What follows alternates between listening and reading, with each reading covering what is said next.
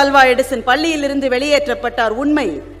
அதை எப்படி பார்க்கணும்னா, ஒரு தாமஸ் ஆல்வா எடிசன் பள்ளியிலிருந்து வெளியேற்றப்பட்டவர். அதுக்காக பள்ளியிலிருந்து வெளியேற்றப்பட்டவர்கள் எல்லாருமே தாமஸ் ஆல்வா எடிசனாக மாறிவிட முடியாது. தெய்வானை, எங்கள் அலுவலகத்தில் ஒரு ஒர்க் ஷாப் நடந்தது.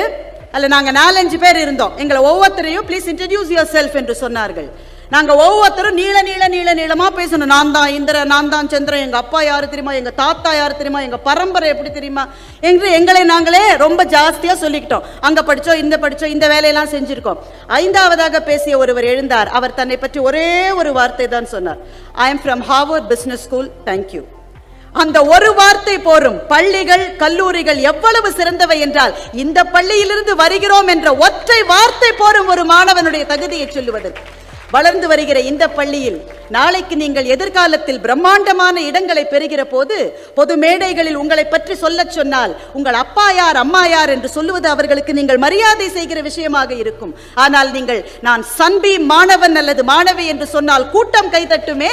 அதுதான் ஒரு பள்ளிக்கு இருக்கிற மரியாதை, அதுதான் ஒரு பள்ளிக்கு இருக்கிற சிறப்பு.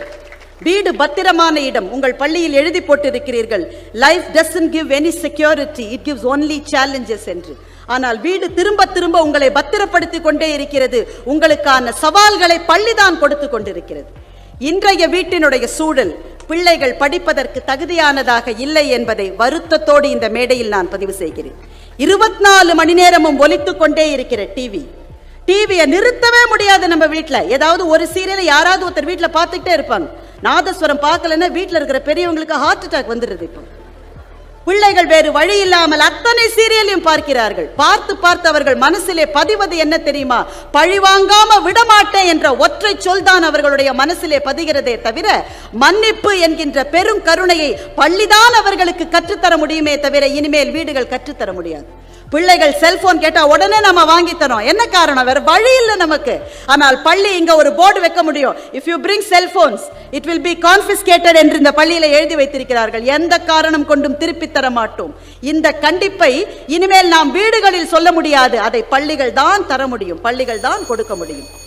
ஆசிரியர்கள் என்பவர்கள் பிள்ளைகளினுடைய மாசை நீக்குகிறவர்கள் மாத்திரம் அல்ல, இன்றைய உலகத்தோடு தொடர்புடையவர்கள். அப்பா அம்மாவுக்கு வயசாக இன்றைய உலகத்திலிருந்து விலகி கொண்டே போகிறார்கள். இந்த உலகத்தில் போட்டி போட பிள்ளைகளை தயாரிக்க அவர்களுடைய அன்பு மாத்திரம் போதாது.